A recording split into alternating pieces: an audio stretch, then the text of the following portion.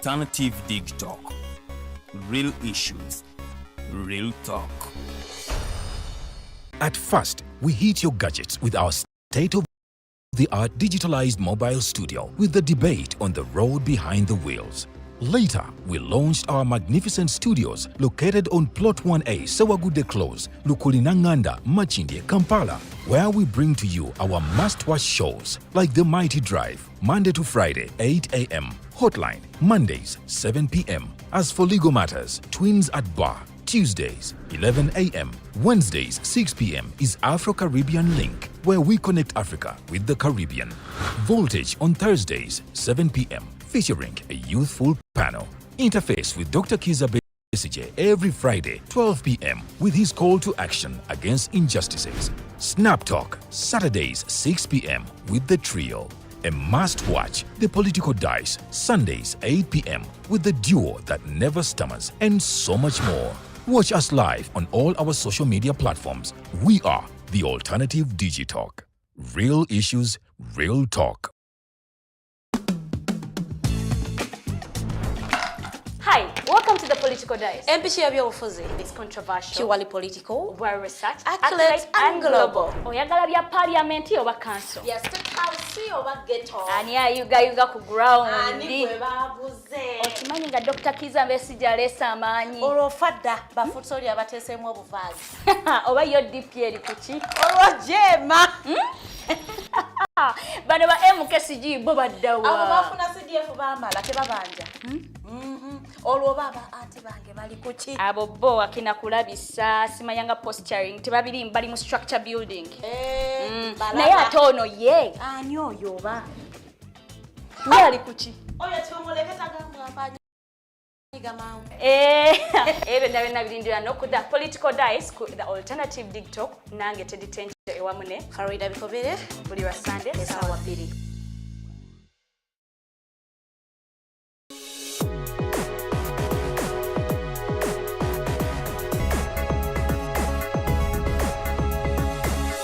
The Alternative Dig Talk. Real issues, real talk.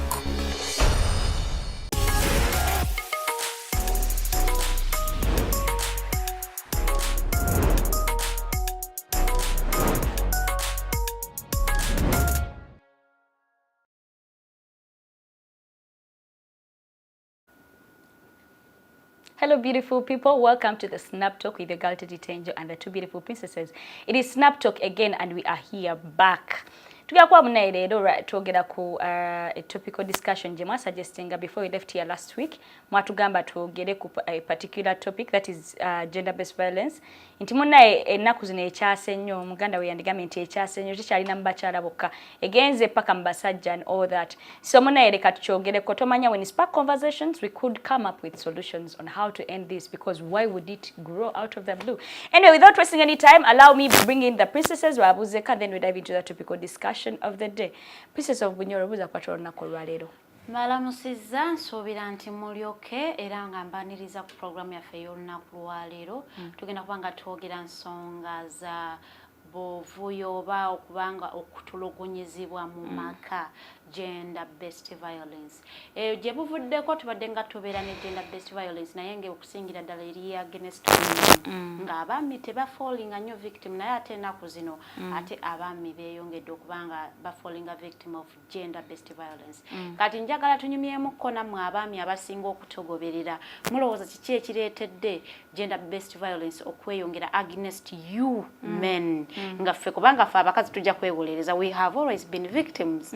So kati mwe abaami what do you think is causing the rise of gender based violence against you such that tusobola okubanga ate tutaasirizaako kye tutaasiriza kubanga information is power. Okay. Information is power. Omumbejja we Buganda buza kwatana nako lwaleero. Good evening. Abantu baffe mwena abatulaba era yonna gye mutulabira. Thank you so much. Nze Omumbejja Luwedde Lilian. I welcome you on the Snap Talk today. The topic is very sensitive.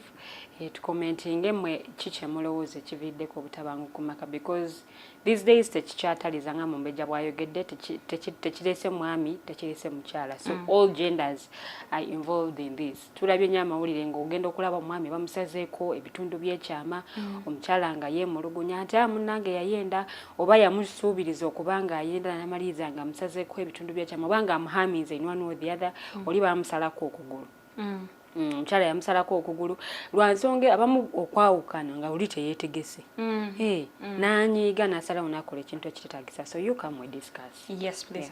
Please come we discuss and use the comment section profitably. Tugambe munaye kubanga twagala okulaba nga kiri kintu tukirwanisa nga tukijjawo because si kirungi n'akamu by the way si ku mukyala si ku mwami. It is just not good. Violence is just not good. So today anyway nabadde nga ntambula it so happens that nagudde ku video nendabanga gender based violence eno it so happens that olumu nga omanye sotandikira mu maka gammwe oluusi nti ne ku masomero gye gali. Yes, I found someone on the internet nga gamba munaye ife ku masomero this and this happens, and it was really so sad because if it starts from school that means this person bagenda kula nacho babere nga bakuguse namo. But anyway, without wasting any time, let me call in my producer. I don't know if he's ready to share with us that video and then we dive into the topical discussion, but remember to use the comment section. My producer.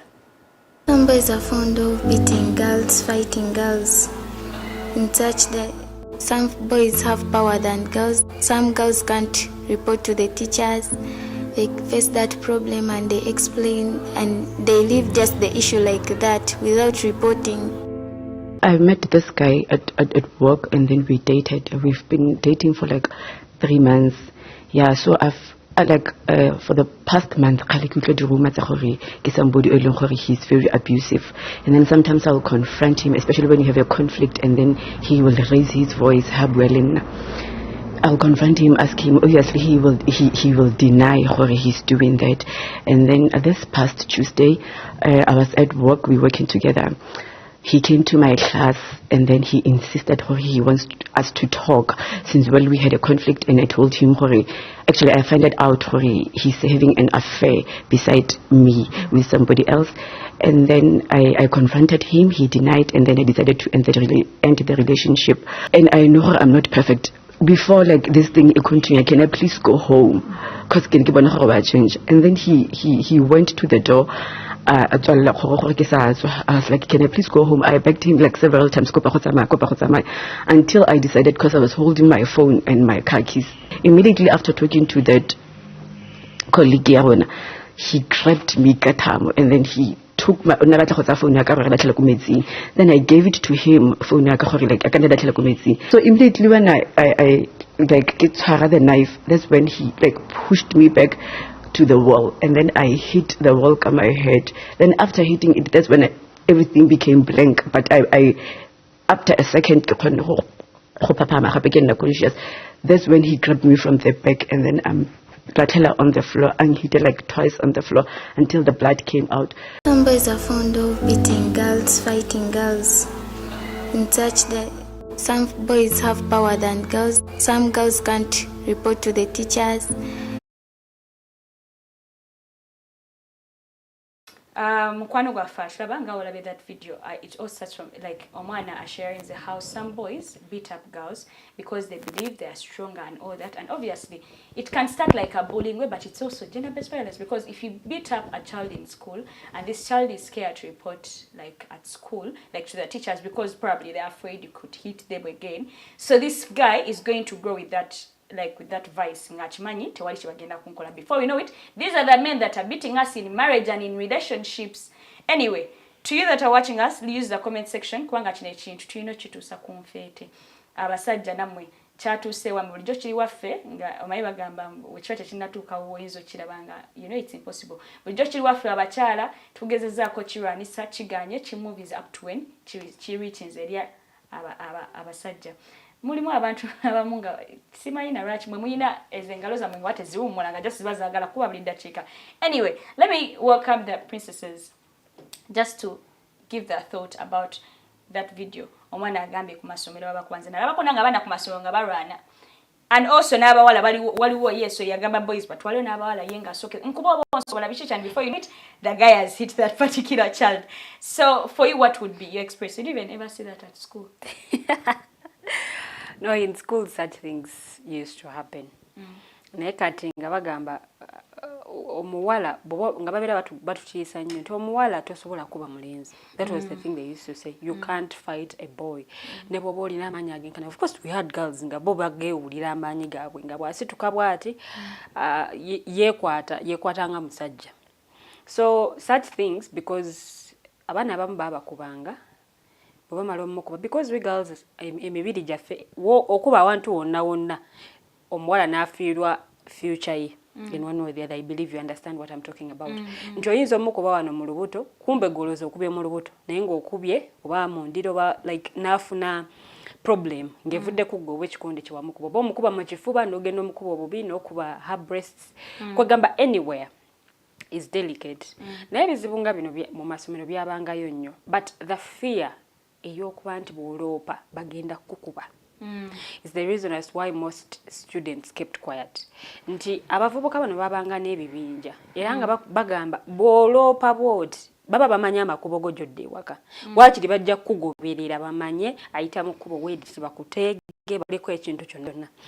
Twalinanga ne ku ssomero nga abaana babeera bagamba omusomesa gune bwonna bw'ati ne bw'ati atukuba. Omukazi actually they would use statements oluusi ezidemeaning omuntu oyo nti omukyala oyo atukuba nnyo because she's a woman, because she believes ye w'amaanyi nnyo biki kati tujja mulagako.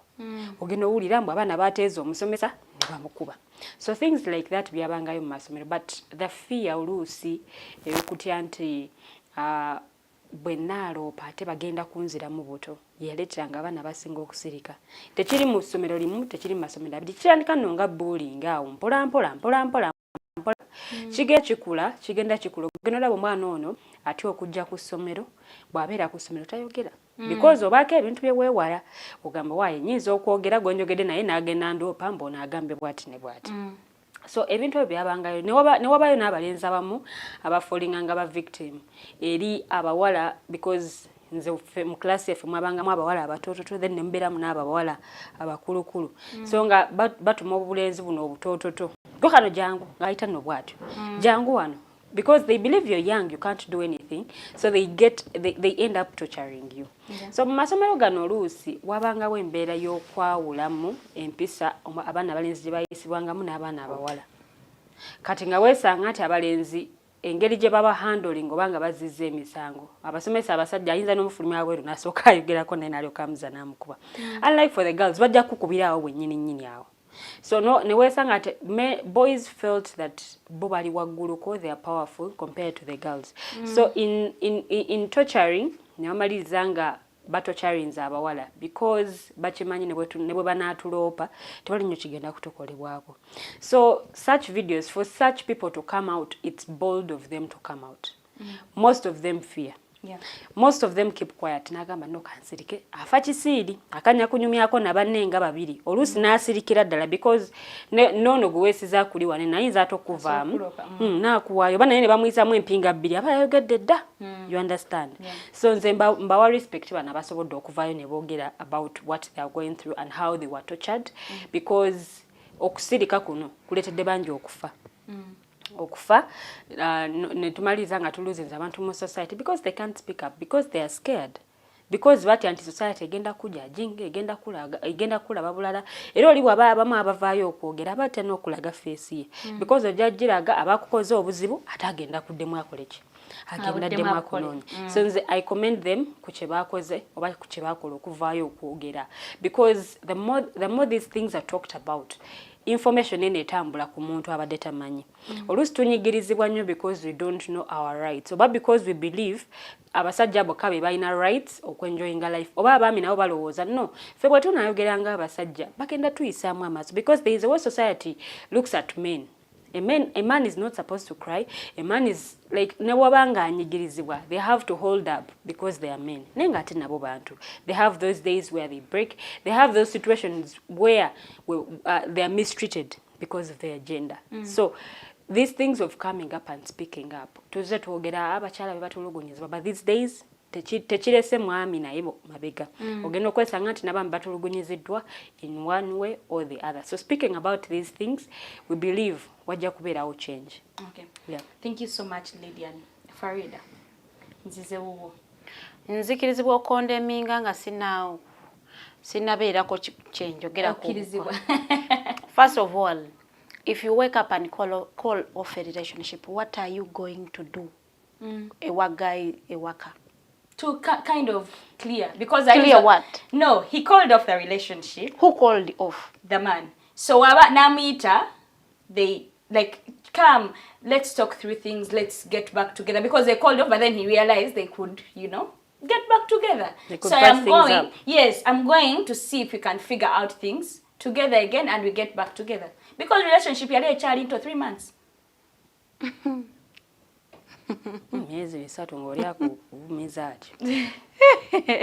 Okay, ensonga za gender-based violence, they are very sensitive issues. Ate okusingira ddala za happeninga eri abaagalana. Okusingira ddala mpozi n'abantu abo ababa around those love, abantu abo abaagalana kugeza ng'abaana oba ba relatives. Kati mu ssomero, what happens in school is typically bullying. Nti omwana omulenzi, because of the society setting, ye emukuza nge ali wagguluko omwana omuwala. Nti ye alowooza the masculinity in them places them at a higher level okusinga omwana omuwala. Nti buli ye kye baba baagala oba kye baba bakola ye placinga wagguluko okusinga ku mwana omuwala. Kati ekizireetera obuzibu mu masomero nti bagenda kutuula osirike is because of confidence and esteem. Abaana abo their confidence levels ziri wansi n'esteem yaabwe eri wansi ddala because otya bwe naamulopa bagenda kubeera nga bambulinga mu klasi bajja kunvuma bajja kola bintu bingi nnyo. Kakati nze what happens in school nkiteeka ku school administration. Bw'obanga omwana asobola okujja na reporting and then ne mutabeerako ne kyemukola ne mutasuspendinga oba ne mutamuyisiza muzadde gwe baloopye nti kale leeta omuzadde wo olw'empisa zembi and then kati mmwe abali promotinga voice eno okubeera mu bantu kati yeyo so abaana bwe mugenda okuproducinga abagenda okujja mu community be bagenda okutuulira mu maka nga tebafuluma because they have gotten used to violence. They have been violated and they have kept quiet the whole time. Tayina lunaku lwagenda kutandika kuvaayo yeyogereko. Batandika okumulinnyirira mu high school nga atya muli mu mutima mbuwe naaloopa era bagenda kudda mu bankube. So wendoopa noddamu n'omputtula era nga nzirayo nga nkulopa. So ekireetera obuzibu nti ne bwe naaloopa teriiwo kigenda kukolebwa. Obuzibu we bubeera ne bwebanga administration y'essomero ekola nga ngenda reporting abuse omwana omulenzi yankozeeko obulabe oba yansanze mu kkubo abamu bawa omukubwa akukaana n'ogaana akusabula. In high school all things happen. Omulenzi ajja kujja akukwane ogaane akusabule. Otherwise if me webanga reporting ze mu administration ne batakola report wabazadde bo at home. Essomero terikoze report at home. Oyina abantu wangi nnyo okuloopa. Njagala okukubiriza abaana abawala osobola n'okwetwala ku police no reporting a student munno. If you don't trust the school administration, genda ku police mu reporting. Akolako obulabe. Ebirala byonna anaabinyumiza ku police tajja kuddamu kumanyiira. Obuzibu bwonna we buva is omuntu kukolako violence tenjo n'osirika. Maybe because for love, you love them. Kati otya kakati bwe naamuloopa tajja kuddamu kunjagala. Kati akolako violence naye okyamwagala. Kati olw'ensonga nti okyamwagala soka kumuloopa. Kubanga bw'ona omuloopa ojja kumwongera obusungu. Bw'omwongera obusungu love eba tekyaliwo. Kati olw'ensonga eyo osigala mu relationship ekunyiga. We omuntu bw'akeranga ku makya n'akolinga off relationship a man nga tomunyiizizza toyimukoze eki just wakes up n'agamba relationship eweddewo. The same person n'akeera n'akuyita ewuwe mbu mwogere. Why don't you question that move? Kiki ekyamuleetedde okubeera ne change of thought? Ayinza okubagamba naye kale yadde namisiza bino eno mwala mbeereddewo. It is possible. Ate n'ekirala abantu abali abusive obalaba. Someone who is abusive, someone who is going to abuse you, someone who is going to violate your rights omulabirawo. Bejjajjako n'ekiteetaagisa naye ejjako awo n'ogamba naye ng'akakasonga katono nnyo kiki ekikuggisaako waya notandika okukasukakasuka ebintu bwe banyiiga babeera ba busungu nnyo baba akutte giraasi n'agikuba ku kisenge. The next time w'olibeera kumpi awo ajja gikuba ku mutwe. Obeere nga gwe toggwa mu ddwaliro. naye ebintu bingi nnyo ebireetera gender based violence. Abamu balina childhood trauma. Bakulira mu environment eyo eyali violent. Barwaizingibwa taata akuba maama. And mama never left home. Newe bamukubanga yakaabanga n'anyiga ebiwundu n'atufumbira. Kakati such a kid waba mwana muwala agenda kubeera nga atuula mmako omuli violence because yakiraba ewa maama we era ne maama we agenda kugamba mwana wange nange nafumba guma. Abasajja bwe batyo nze sagala muntu anomalizinga bintu bibi ng'awoza mbwe abasajja bwe batyo because out there they are good men. Abatakuba bakyala abatasobola kuteekako buvune bwonna. Kati bw'aba mwana mulenzi ajja kufuna omuwala amuwuttule because kye yakula alaba childhood trauma ekoseza ddala omuntu ate abasinga baba tebakimanyi nti it is affecting them. Ye tamanya ye aba yakula bwatyo because of the environment gye yakuliramu kati ye normalizinga embeera etali nnomo. Nti obeera n'omukyala wo bw'akunyiiza muyiseemu oluyi.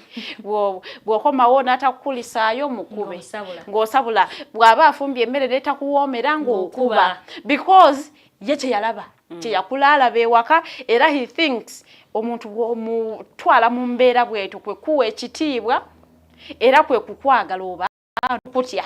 Amanyi abasajja Abafirika baagala nnyo abakazi ababatya. Ndamalaga bya namusajja nga tomutya. Oyina okumutya abeeranga kabaka. Oyina okumutya nga tomuwonyenye ekitiibwa. Bw'ayogera toyogera. Ate bw'akugamba njogera osirise. Bw'oyogera n'anyiiga. So olw'ensonga nti embeera childhood traumas ezo zaffectingira ddala abaana. Era ne bw'obeera nabo mu masomero bye boolaba abeegulumiza abaana balenzi nga beefuulira ddala ab'ekitalo mu bibiina ate baba basiru. Sigamba nti babeera bagezi mu kilaasi. Babeera basiru naye babeera beefuulira ddala ab'ekitalo. Teriyo muntu abullinga munne nga mugezi nga because omwana omugezi talina time y'ekyo. They are focused. Omwana atalina magezi mu kilaasi yalina obudde obugenda okunonooza okukwaniriza okulaba atono kineki ono muwala tayambadde bulungi ono muwala bw'ayambala tanyuma naye ebintu ebisinga biva waka. Biva waka abaana babiraba waka bakula babiraba ne babisitula ne babiteeka ku bannaabwe. Kati bwoyo bw'omusanga nga ne bw'oloopa ewaabwe tekijja kuyamba. Kati g'olina kuloopa wammwe. Kubanga omuntu akuviolatingira rights zo osobola ogenda okumuloopa ewaabwe. Naye bw'ebanga environment gy'akuliramu nga naye eri bwetyo eyo abazadde bajja kiraba nga kiri normal. It is a normal thing. Ajja kugamba bambi musonyi oyo bw'atyo. You know we hear parents who say like bambi oyo bw'atyo naye musonyiwe. Nga kikula eno mwana. Nga kikula. Kati gender based violence banaye ennaku zino eri ku basajja nsimanyi na kumanya na yeeyongera okutuuka awo. Omanyi society gye tukuliddemu eri patriarchal. African society eri so much patriarchal nti egulumiza nnyo abaami. Abaami babeera waggulu nnyo ng'omukyala ali wansi. Kati ate omulembe gugenze gukyuka. Abakyala bafunye nnyo empowerment okusinga abaana ab'obulenzi. Nti abaana ab'obuwala babateeseeko nnyo amaanyi. Kyova olaba nti ne mu graduations ezize zibeerawo namba z'abaana abawala abasoma ziri waggulu nnyo okusinga ez'abaana abalenzi. Nti girls are getting empowered and boys are remaining disempowered. Kakati bwe tutuuka mu eyo embeera nti abaana bali abaakula mu mulembe oguli abali empowered tagenda kukkiriza omunyigire mu ttooke because wakulira mu society eri patriarchal ekugulumiza.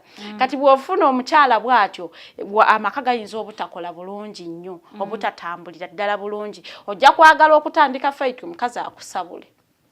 Abakazi ennaku zino bakoleramu ddala basibira ddala mu jiimu nga bakola emibiri. Abaana bakoleramu ddala abakazi ennaku zino twakulanga nnyo nga it is not in our nature to be violent as women. Naye ennaku zino abakyala gye bali abali violent nga bakubira ddala abaami ate violence esukka ku physical abuse negenda ku emotional. Omukyala nobeera naye nga she's highly empowered naye nga gwe bambi oli DC empowered as a man in a home. Kakati omukyala oyo agenda ku abusing emotionally. Ajja kukomawo ewaka ssaawa 5 I have been busy because wakwana minister ng'ate gwe munnange olina edduuka mu kikuubo kiggala ku ssaawa 2 oli ajja kubeera mu cabinet meeting ku ssaawa 6 because it is an emergency bagiyise. And you cannot say no because you don't dictate over a job you don't do. kakati omukyala bw'ati agenda ne bw'enaabeera nga si nsonga ya mulimu ajja kikozesa okubaako kyayisaawo kati omwami oyo ojja kusanga nti ali emotionally abused naye nga talina waaloopa kubanga society emanyi nti omwami oyina kuba very strong tetwagala abaami balina feminine powers feminine energy era tubeera wano nga tubavumirira keeyisanga akakyala omwami alingo because bwe batyo bambi fe society gye tukuliddemu etulaga nti omwami alina kubeera very strong olina kubeera very assertive kakati omukyala buli lwabeera empowered nabeera nnyonyo vocal nga she's highly assertive abaami batandika ogamba oyo omukyala tajja fumba because society gye tulimu omukyala olina kubeera bambi nga weeyisa like you know oli muwombeefu tolekaana you don't go and discuss issues naddala ezokusinga baami gwe bajja kulaba era waneendo tubeera tulaba TV ngagamba oyo alabika ye musajja ewuwe because of the assertiveness, the level of assertiveness of a woman. Kati ekireetedde ekyo nti men are being left out. Mu empowerment programs ezikolebwa institutions NGOs fenna kati buli atondawo ekitongole akifokasinga nnyo ku mwana ow'obuwala. I want to empower women.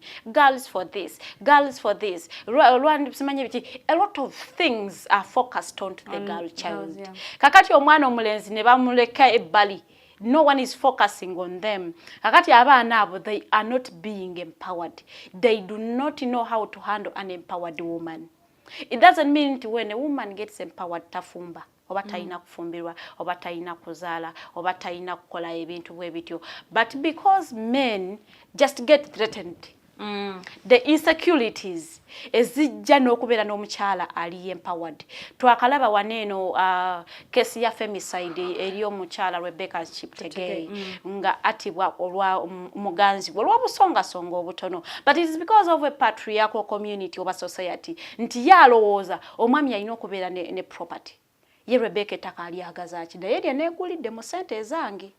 So a man ends up killing you because of what you own as a woman. Naye community, it is community norms, the setting of the community yetuleetedde obuzibu okuba nti kati abaami batandise nabo okufallinga victim. Nti luli patriarchal society yali affecting omwana obuwala because yali tali empowered but kuza kubeera baana bakyala. We were being nurtured to be wives. Si kubeera ba mugaso nnyo eri ensi gwe just keera bakukuza bakupreparing obeera omukyala ewaka ozaale era bakuyigiriza bintu kufumba kubeera ng'oyoza engoye ne zitukula kubeera butya bw'olabirira ewaka cleaninga waka gabeere nga wali clean omwami ajje nga wamusanyusa. Kati ennaku zino a lot of energy is directed to the girl child. Abana balina okusoma, abana balina okukola bwe bati. So kati omwana omuwala kati ali elevated. Kati ate omulenzi yasigalawo ku level bwe yali ali. Awo obuzibu bwe buvudde ne buleetera ddala violence against men. Ate ng'ejja kuba ekyeyongera. Olw'ensonga nti empowerment y'abakyala teri mu kkoma. An empowered woman will empower another. An empowered woman is going to give birth to empowered girls because she's going to nurture them that way. Kakati, this empowered man agenda akuza omwana wo ow'obulenzi tokkirizanga mukazi wo kugenda n'akola oba nayingira ebyobufuzi because yabeerako n'omukazi yayingira ebyobufuzi n'amulema okufuga. So for him he thinks any woman that gets involved in politics, no, she's not a marriage material.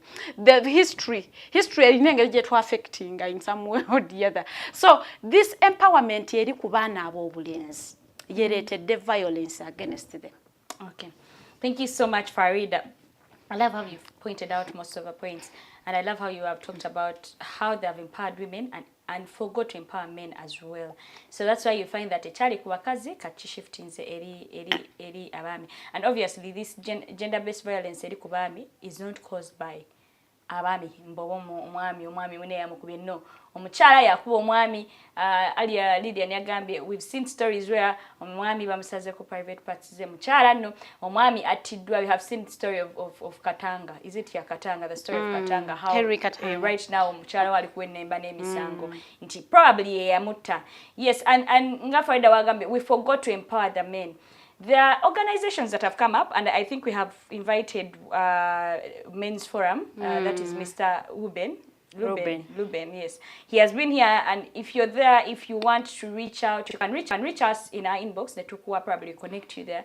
Men, it's okay to be afraid because of what your woman does. Don't wait for you to be killed, and then you run for your life. The same way we come here and we tell women that if he is violent, run for your life. If he threatens, or if he tries to even beat you, leave that relationship or marriage, because it's not where you belong. It's the same thing we encourage the men. And if you do that, it doesn't take away your manhood. Don't feel like bananda babachanze. Someone shared earlier nagama nemulopa police, even the police officers be like, ye better serious. Kakati gwe na omukazi wako kuba, like they feel like it shouldn't, you know, they brush it off like as if it is not possible. It is possible. If you're a victim, come out, speak. In fact, fight for others that have failed to speak. Encourage others, because once people see people come out speaking, Noba manyat, okay, yes, nange solo chogera. I love how women, for us lately, we see a woman being, you know, like going through gender-based violence. We're not just on internet, we make that noise for our fellow women. So men also, it is okay to do that, because if you don't, you're going to continue losing your lives, losing your body parts. When the relationship gets sour, get over it. There is a story that has been in the news for over a period of time now. Story omukyala n'ambwayo n'omwami we Suna Ben. You see, when something ekintu wekinaabeerawo mu maaso, one of them ng'afunye obulabe, both parties eziri mu kusupportinga abantu abo tujja kubanenya. Kubanga omwami takwagala, kale alaze ensi nti takyakwagala. Gwe omukyala olemezaawo, weeremeza mu maka. You see, ebintu bikola ku baami abagagga. Nti ajja kugamba takwagala osigale mu nnyumba ye, agenda agule ennyumba endala. Naye omuntu ali very proud kubanga azimbye kalina. Agamba nze simanyi bayita bani abo ba DJ, nze DJ zokka asoose okuzimba ekalina, you know. So kati such a person tosobola kulemera mu property ye ne bw'oba wateekako essente. Your life is more important. Your life is at stake. Kati abakazi abali mu kuvaayo okusupportinga nze, you wouldn't want to support nambwayo to stay in that your situation katekyali safe. Because the man won't go away, obviously. Because omusajja tagenda giving up kalinaye mbwaji kulekere Mary. It is not going to happen. Naye ekigenda okuddirira, gender based violence is going to happen. And over a small issue, bajja basabula. Kakati bakazi banna bali mu kugamba nze Mary mpagira gwe sigala wowe bonaakera ku makyanga bakusse tebajja yamba mwanawo. Omwana ajja kusigala nga mulekwa nga tayina maama nga tayina amulabirira, because walina abakuwaga. But by the way, osobola ogenda mu court and you resolve that issue. nga tofunye na buzibu bwonna. Relationship buli lwegaana ne tugyesibako tuleetera chances za gender based violence zibeera high nnyo okusingako. Nti wano kale tubadde nga twagala naye omusajja yayenda ebweru, mukazi n'anyiga n'agamba kale ekikuwaga kankitwale. Ate abakazi muyina obusungu. Omuntu agamba ekikuwaga kya kankitwale, oli yalindiikiriza bbaawe nga yeebase n'agenda amutemeko amagulu. Kati gana amagulu agakuwaga okutambula kangatemeko ndabe bw'onoddamu okusaalimba mbw'onoonya abakyala. Naye nga lwaki oba otuuka ku eyo level ng'osobola okutambula n'ova mu maka g'omusajja? We have always said mbu mazeewe mmalidde wano ebbanga ddene. I have spent my whole life with this man. I have built him. Naye bannange, relationship obulwe becoming a sour, get out. Because a lot of things can happen. Omuntu atakwagala can do anything. Kiringa mukyala nga afunye omwami omulala. When a woman wants to go to get another man, they can do anything to go and be with that man. They can even kill, by the way. Someone can kill for the person they love. ojja kubeerawo bakusaddaake because you are oli obstacle olemesa bakusaddaake.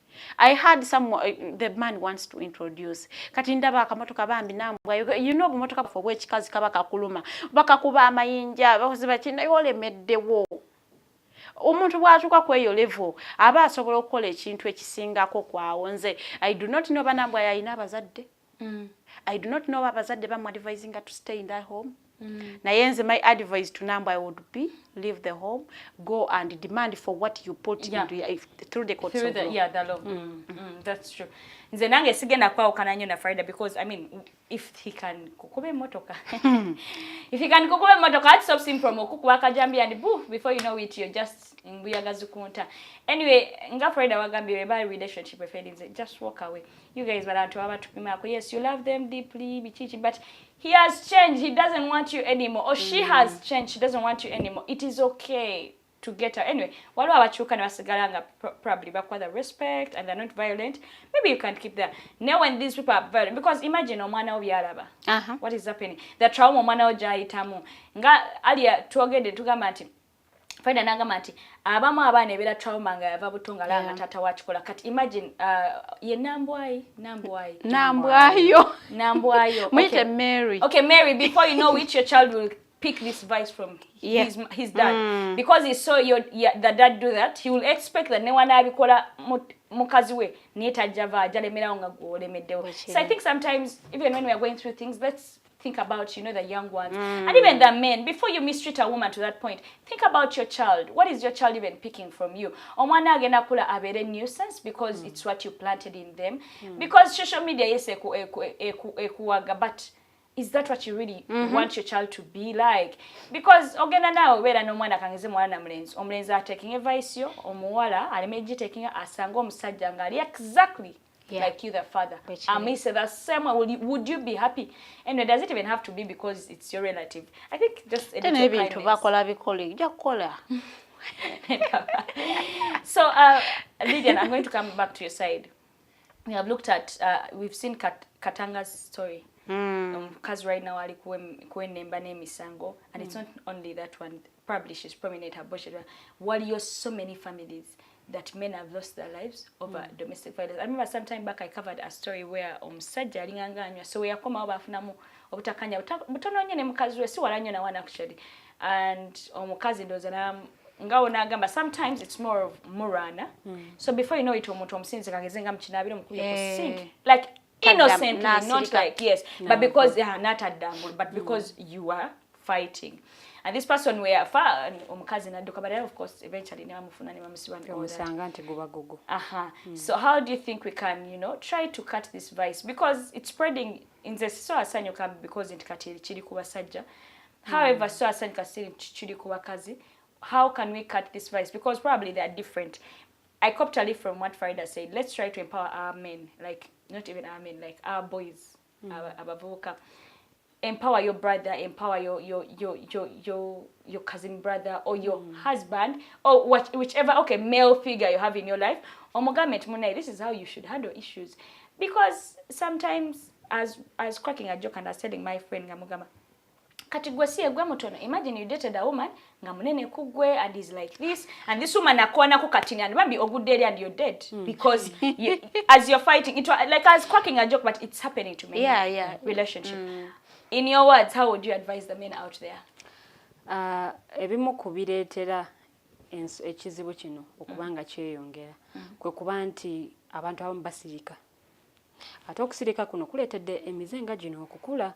Waliwo amawulire gentera okulaba, of course buli ssaawa nyeezi ekyo, naye buli stories nga ssatu ezisooka zitera kubeera za gender based violence. It's either the woman nga ye victim oba omwami nga ye victim.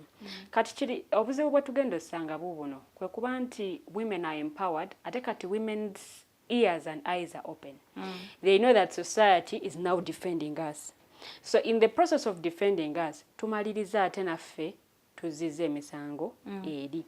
There is a gentleman yatuula gwe nalaba ku mawulire ng'agamba omukyala ono baatuula ne bakkaanya nti gwe mukyala mukulu, I'm going to add another woman. omukyala nakkiriza naye ndowooza yali amanyi omwami asaaga.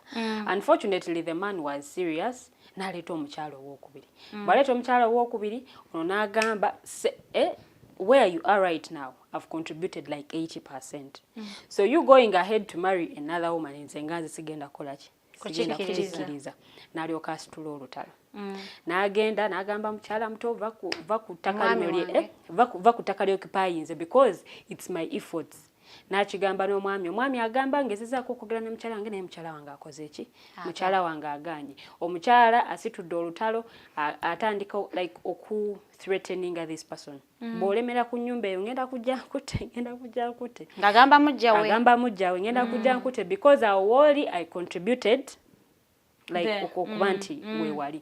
So mu mbeera ng'eno one thing that needs to be done kwe kuba nti amateeka agakola ku bantu abazza emisango like ejokutta and all that getaaga galambikibwe, punishments zino zibeerewo. So that someone gets to know nti bw'ayingira mu kintu bwekiti this is how they are going to get punished. Ogenda kusibwa mayisa abaana obalekewo ku nsi like babeere nga tebalina we batandikira. But because amateeka gano oluusi tegalambikibwa bulungi, people do these things n'amaliza ng'agamba njateekamu sente. I'll use money to go through this whole process biki. So amateeka gabeera nga galambikiddwa ate amateeka gakole galeme kusosola ono mwavu ono mugagga. Because abantu abamu ensonga lwaki bino ebintu bibeerawo ajja kumaliriza kikola ateekemu akasente agulirire aveeyo naye ng'ate waliwo gw'alesa sse. So the next person anaagwa mikono gye ye anaasobola okusurviving. Because amanyi nsobola okugulirira. Because akimanyi nsobola okugulirira. So our society ebintu bikyuse nti emirembe nga bwe gyali edda luli nti omwami olina kubeera waggulu omukyala alina kubeera waneno bigenze bikyuka because women right now are empowered. But the efforts that are being put into empower the women should be at least balanced. Omanye nti n'abasajja tebalekeddwa mabega. Because a man who is not empowered enough, he will not understand omukyala ali empowered abeera atya. Ojja kwagala ebintu bibeerenga byali ewammwe gye mwakulira naye nga it's different. Nga wano kyanjawulo mwenna mukomawo mukooye mwenna mukola osuubira omukyala okufumba ewaka aboobeza amatooka ogambe mbw mukyala wange tava kumalirize ng'omukubye. Twalabye omubaka wa parliament omukyala yadda complaining mbu omwami we amuliisa akakanja ku makya misana kiro ate buli lunaku. Naye emisana abeerawo ewaka. Akuyita n'agaakomawo. Lwasiibye ku weekend. Komawo. Nenga lwaki mba and then we have and also our cultures. Ebintu ebitulemeseza ennyo mu gender based violence culture. There is a way culture wetunyigiriza and there is a way culture wenyigiriza omuntu. You see setting ya families zino n'abantu engeri gye bakuzibwangamu man toyina kubeera strong tolopa tokola kiwolopa bakuyisaamu amaaso oli kasajjasajja and all that. But then these things have to change. Ensinga bwekyuse, let the cultures know that okay mulimu ebintu ebikyuse bitakyasobola kubeera nga ebyali. Omusajja okusirika ajja kufiira mu nnyumba nga mulaba abasajja kati wuli bamusalako ebitundu bye ebyekyama. Now kati he has to figure out life differently unlike we yali edda. N'omukyala eyakikola wuyo ali mabega wa mitayimbwa. So cultures zaffe and also religion bibeereko engeri gye bibangulamu abaami. Oba n'engeri gye bimanya nti ebintu bikyuse. Talk to these men as well to be in the know. The efforts aba mothers unions bateka mu kubuulirira abakyala ne mu kusomesa abakyala. Abaami mu bufumbo. Namwe abaami mujjumbire emisomo gino. Bafune fathers union. Weziri naye abaami tebabijjumbira. Because abam bagamba fe wetugenda mwebe bajja tulaba bulala they will label us differently. So men also emisomo gino wegibaayo mujjettanire. By the way women bettanira nnyo okumanya. Era yensonga lwaki wesanga nti society egenze ekyukamu on how women do things. Nekati namwe abaami emisomo nga gino bwe giteekebwayo mugende muyige mugende mutegeere ebibakwatako bw'obutamanya amateeka tebukugisaako musango. Bw'onooba amateeka togamanyi naawe kennyini ogenda kufallinga victim in one or the other. So okubeera in the know kikuyambako nti omukyala bwe because there are men who are like I can't beat a woman. Kati omukyala bw'amanya mbu omwami tasobola mukola, omukyala asobola n'okuzannyirako like okutorturinga emotionally because they know you can't beat them. Physically still era tojja bakuba. So if you're in the know at least on what you have to do when a woman behaves like this or this or this, at least mulimu ebintu ebimu byosobola okwewala. If the relationship has failed, just move away. Omuntu mwesonyiwe if at all you've worked so hard ebintu mugene mboga z'amateeka babatawuluze bulungi, but property is like a leading abantu okufa because they believe I have to take the biggest portion. Gwoli muchala, you don't have to take the biggest portion. Obo muchala naye n'agamba I have to take the biggest portion. I'm the one who is going to take care of the kids. Things like that. So bwe bibange ekintu kiganye, at least muyingizeemu amateeka gabatawuluze. Otherwise omuna agamba mbu mubyemalire. Mugenda maliriza omwasse munonya, omwajja kulaba nga atutte kitono okusinga ku kyabadde alina okukola ki? Ku kyabadde alina okutwala. Yes, we would believe you've put in efforts. But then obulamu bwo businga. Ogenda kulwanira ennyumba eyo, ogirwanire banno bakuwage, ebeerawo, oli mukyala mugumu, tulwananga ne tuwangula, munnange ojja kulwana, munnanga bami banjawulo. Ojja kulowooza nti owooli bwe yawangula gwe naawe ojja kuwangula. Gw'olemererwa okuwangula tofiirwa obulamu. So abakyala, however much you want a portion, but if you get to say that kino ekintu kyakawe kiraga wabi, back off. Oba sicho step down. Oba sicho involve the authorities oyambibwe. Otherwise wogamba mbu otali ogenda kululwa nabwomu omusajja akujjamu. Akujjamu bulungi nnyo. Nga tomanyi na kumanya kiki ogenda kuzaako. Where are you going to leave your kids? Because right now akulaze gwe sikyakwetaaga ninawo omugole. Kati gwe omukulu munango okusigaza abaana bo naawe okusigaza obulamu. I think it's better you involve the authorities. Walaba nga kiganye kireke, move on with life. Otherwise wewesi bakukino mbwa nze nyine okujjako portion yange nateekamu nakola bwenti ne bwenti ebbanga lyonna lye nateekamu. Yes, eri ebbanga libaddewo. Naye ate bw'onoova mu bulamu bw'ensi eno, who is going to take care of your children? Anagenda okubasigaza. You get my point? Yeah. So let's value our lives, however much we want property, however much you want all these things, let's value our lives. Newaka munkuza y'abaana oba munkuza y'okugunjula abaana. Parents, play a role knowing that tomorrow you're not going to be there. Omwana ono ky'omuyigirizanga muto akula akimanyi. When you teach this kid to stand out walaba nga bamuyisa si bulungi, ajja kukula nakyo akimanye nti okay, omuntu wabanga mpisiza si bulungi, I need to stand out for myself. Naye bw'omukuza ng'omugamba munnange brother woyo omulaba ye nno ye mutoowo nga gwe mukulu. Kati bw'atandika okumanyira asirika anti oli ye mutoowo, anti oli ye mutoowo. This kid is going to grow like that. Yaba akimanyi Eva yalina okuwangula, Eva yalina okukola bw'ati ne bw'ati. So munkuza y'abaana, parents know how to empower these kids when they are young. Society eyinza okuyambako nga bakuze in one or the other, but gwe ng'omuzadde manya butya bw'olina okuraisinga abaana bano. What are those values that you're instilling in them? What are those principles you're teaching them to grow up with? Otherwise tugenda beera mu society oba tugenda kubeera mu nsi nga buli omu akola bibye, ate okumaliza nga buli omu akola bibye okunno kwekwetta. Oli amaliriza kujjawo because yalaba at least gwe bw'ovaawo yasobola ogenda maaso n'obulamu bwe. And that's not how things are supposed to be. Seeking social support. Twemanyiza okuseekinga social support, it is very important. Oli waka, you do not trust your friends, you don't trust your family, go look for a counselor. Nonya counselor mubuulire mu ebizibu byo, they will advise, because first of all they have no interest in destroying your marriage because tebakumanyi. Oyo agenda kugamba ekituufu because kye yasomerera okukola. Respecting emirimu gy'abantu, tubawe emirimu bakole. Okusinga batuneetuma bye tutali. Tuseekinge social support. Osobola okuba n'ogamba naye sina wakugamba, nonya counselor oyogerekwa naye. They can advise you better than a friend. Because mukwano gwayinza okutya okugamba ekituufu atandika okugamba nze nja kulwanira side gy'oliko gye ndiko. Nze I don't care oba gwe mukyamu oba gwe mutuufu. Nze nwana naawe. They will always choose your side. Oba oli mukyamu oba oli mutuufu, for as long as they count you as a friend bajja kubeera ku side yo. Kakati otajja kuwabula. Noonya omuntu ayinza okuwabula. Ebintu ng'ebiri mu property twemanyiza okunoonya ba lawyers obanyumizeeko ensonga zo.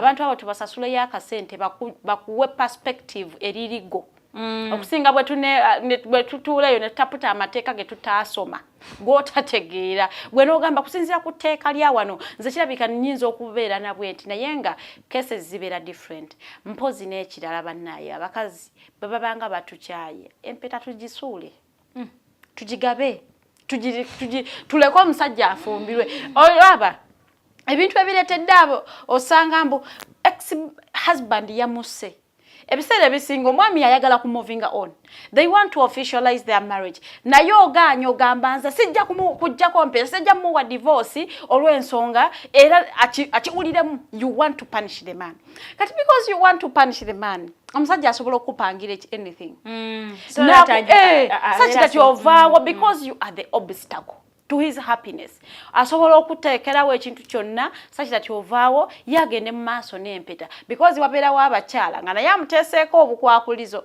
nze ompasa bw'eba simpeta sijja kakati gw'oli omusajja tokyali naye omusajja takwagala omusajja mwayawukana omumye divorce oyagala ki okay nanti kyakye ine engeri gyegamba nti Mukama Katonda kyagassa awamu teri bakigattulula akati bw'okugezaako okukigattulula bakulabanga gwali ali mu kumenya ekitiibwa kya church naye kolekole role kakati era church eyo bali kutta be bagenda okujja okusabira omulambo nga tebalina nnyo kyamaanyi kye bakoze ate era tebajja ku adoptinga abaana bo tebajja nakulabirira family yo bw'obanga gwe abadde agiyimirizaawo. I think as we prepare to read a few comments, there's some comments. Sorry, internet katusumbiemu kato nemwe bali kubeera nga mulemeddeko abakyaliko. I think also nakalala Kenandi yagadde okuyisa is the fact that men, if you want to remarry, I think be decent enough. Either oyo gwe wasizo ompya mutwale muzigo oba gamba ono mukyala ngenda kusasulanga rent. Mukyala ki? Abadde maka because also it is fair enough. Abadde yazimba. Nati nga yazimba nache ngamba oba wazimba ngene nyumba twagizimba babiri, where do you expect me to go? Kati because you know I've thought about Nambayi's situation and I'm like, maybe she doesn't have where to go. Wabuza tumanyo ba inabenganda, maybe taina, and probably alaba wayavao taina walala kugenda. Yet a man can send yamusanga yamusanga ku street. Chonache it is possible those people are there because also we all know when you invest somewhere it is not easy to just walk away from your investments to Wakola. However, it is also important to value your life. Number you can go to the courts of law. Farida Bagami mulekera utafuta amateeka nti awena agenda nze te wano sina omusango. No, you have a child. Oyinza ogenda mu court nakugamba nti omwana because omuyinamu omwana ali eligible ofuna kino okubeera taata werekera okubeera kugamba sina receipts nyinza okubeera nga ateeko tejja kusaba so leka tulekera okutafutanga amateeko na on. Let's use the lawyers. Mukulu Chikomeko yagambye mbu where necessary he beats kubamu where necessary. There is nothing like necessity here. Toyina kuba muntu mukulu oba yagala kuba mwana okuba omwana wo ate kunyama ya government naye tufise omukuba obuya amateeka gakwa so there is no any necessity in violence kuba nokuba so tewali wana necessity my friend tewali any necessity wano oba joining boxing yakube ebyo bibina be punching bags bibira na continue na gamba obusungu gendo kikube Agame, thanks Lydian. We should learn to take our issues to authorities and avoid making mistakes. This is very true. Take your issues to the authority. Chino chetwade twogerako. Amateka gajava mbili ebyedde byabelanga mu ATS nga ye wabelanga koti ya chala. Tenga koti ya chalo ebebera in favor of a man. So right now things have changed. Vuvu be emisango. Chairman avuvu bo musanga awo baguvuvu. Ne police ogenda okulopa omusango gwa family bagamba musoke mugende mwesote.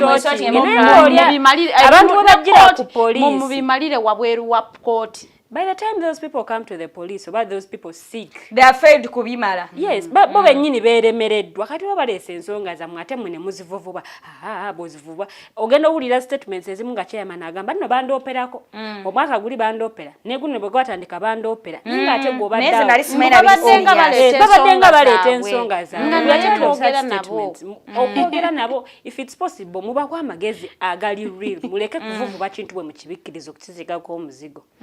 Ebisinga na elavu weggwawo kizibu okudda ne bwogikako otya naye njagala okukubiriza abaami ebintu ekisinga okutwala your power is you not being financially independent.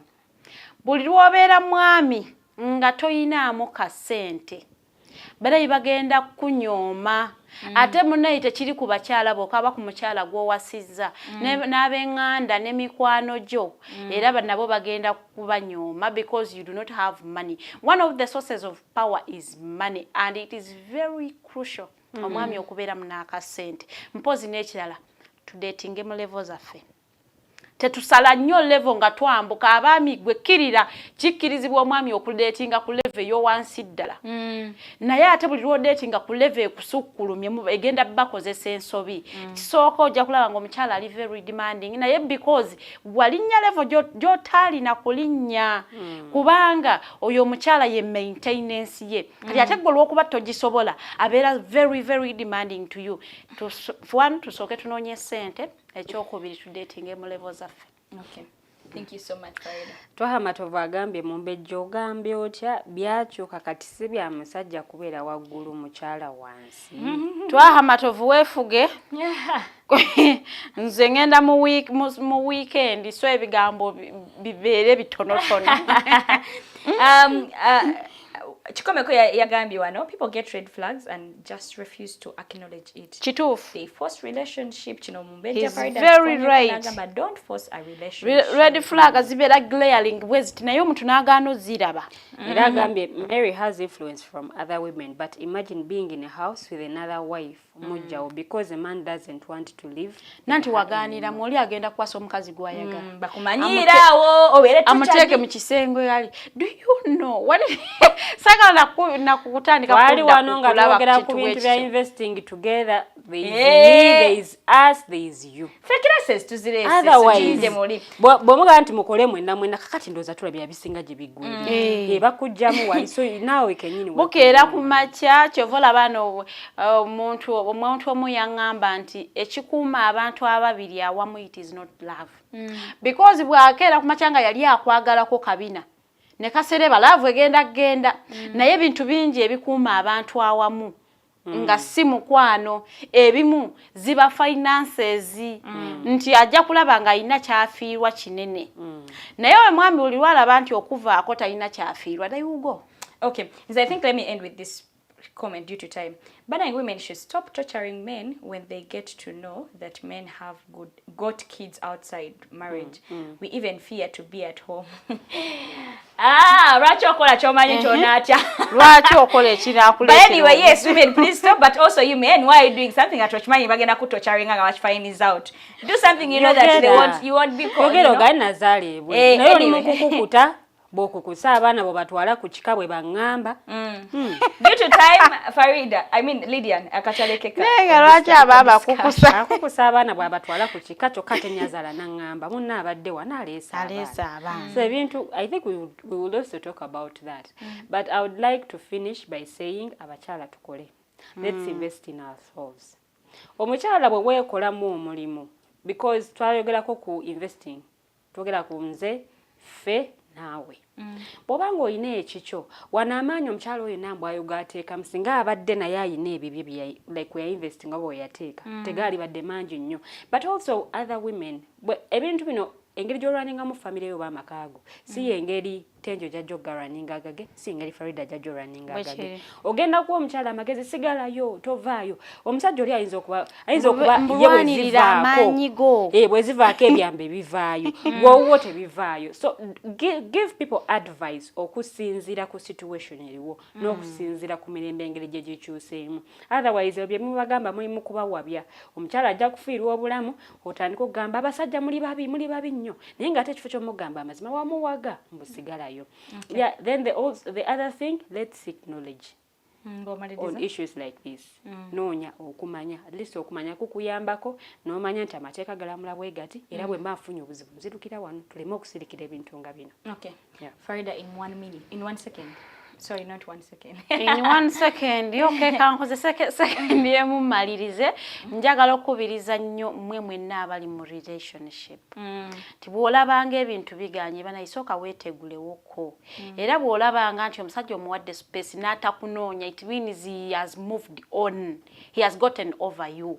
Mpozi noonye bw'oba wateekamu amaanyi go bw'oba wakola noonye engeri endala gy'onaasobola okudemandingamu for your properties. Okubanga naawe ofuna omugabo gw'okwebyo aba akoleramu ekyenjawulo ekiri ku bakyala nti asobola ogamba nti twakola naye nga talina kya kintu kiri financial kyeyateekamu ekintu ekiri tangible yajja kubala nze saafumbiranga saakolezanga saakolanga bino kati obuzi bwabwe webuva naye buli relationship we becoming a toxic it is really hard okuba tegenda kubeera mu violence awo violence ebe egenda kujja kati fenga advocates abagamba nti gender based violence should stop banaye awo tuba tukubiriza osooke weetegulemuko omuliro gusooke gukakkane bwe gukakkana omwami n'asigala nga ategedde ensobi ye oba nga kyalina interest mu relationship go ahead bw'aba nga asigadde nga takyakwagala tomwesibaako bw'oba omukyala amuvinze on tomwesibaako bali mu kutabutambibwa bannaabwe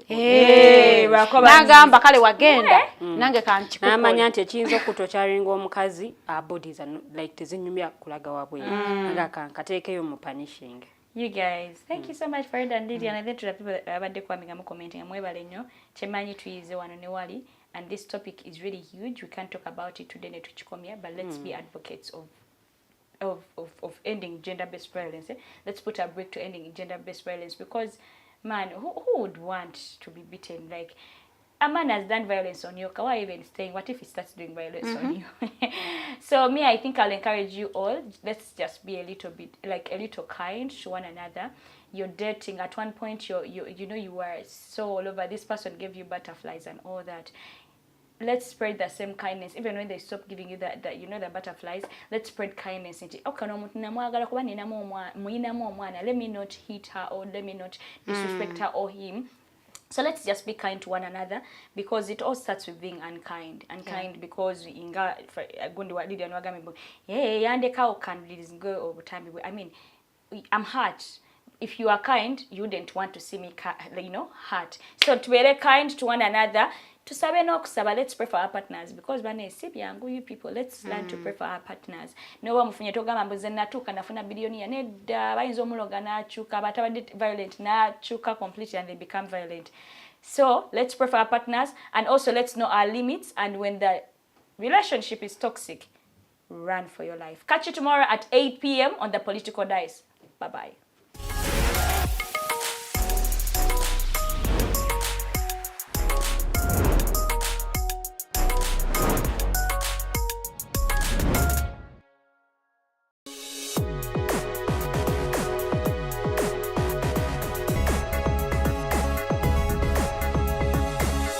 The Alternative Dig Talk.